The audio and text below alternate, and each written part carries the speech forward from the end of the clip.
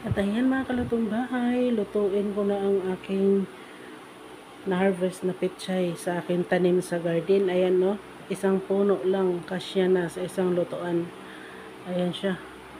Oh, ayan, kalahating kilo. Ayan, isang puno. Ayan, at hahaluan ko siya ng giniling. Ayan. At ayan na, nalinis ko na at hihiwain na rin. Hiwain ko siya ng maliit kasi giniling yung ihalo natin. Pork giniling. Ayan.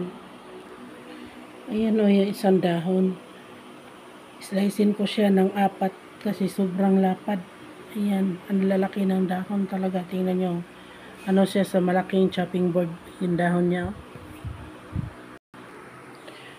At ayan na, ready nang iluto. Ayan na ang aking mga sahog. Ayan yung giniling, 200 grams.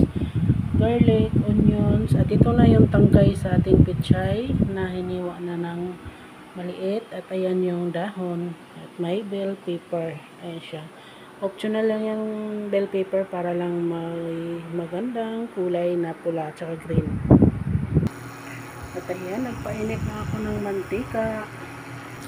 At ayan, sabay ko na nilagay yung onion at saka yung garlic. Ayan, lutuin lang natin na medyo mag-golden brown bago ilagay yung giniling. At ayan, nag-umpisa na siyang mag-golden brown kaya ilagay na yung giniling. Ayan, lulutuin natin siya hanggang sa matuyo, yung nagmamantika na. Ayan. At ayan, maglagay din ako nitong Knorr seasoning soy sauce at saka oyster sauce. 2 tablespoon ang ilalagay ko. Ayan. At ayan na, nakalagay na ako ng 2 tablespoon na oyster sauce at saka ng soy sauce. Ayan, haluin natin mabuti.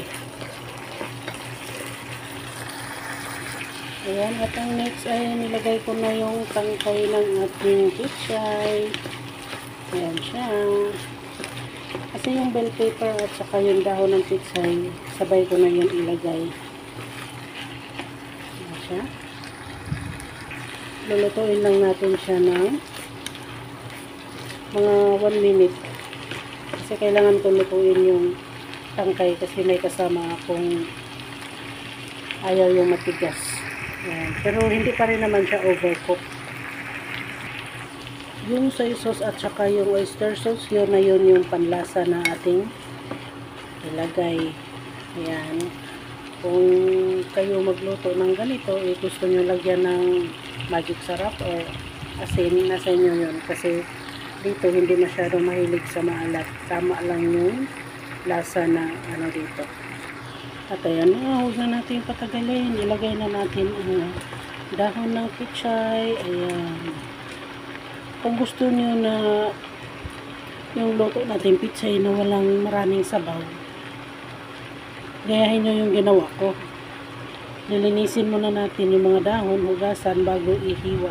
Ayan. Kasi kapag hiwain tapos saka hugasan, ayun, kaya siya maraming tubig na lalabas kapag niluto na natin yung pechay.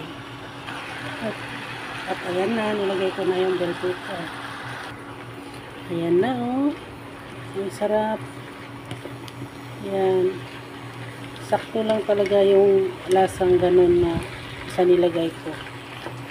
Wala ka nang hahanapin pa sa lasang yun kapag yun ang ganun kadami ang ilagay mo. Pero yung gulay, kailangan kalahating kilo. Ayan, di ba yung itong pechay kong na ginamit? Kalahating kilo pero isang puno.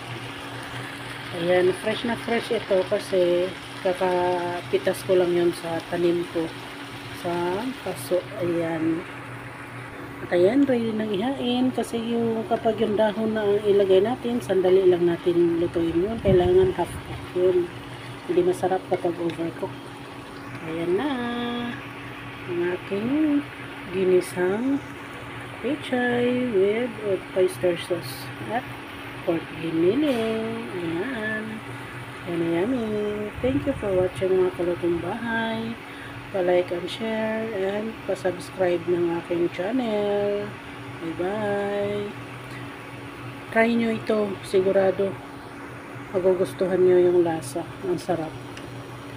Yan. O, tignan nyo. Wala siyang masyadong tubig kasi kapag yung ano talaga nagtutubig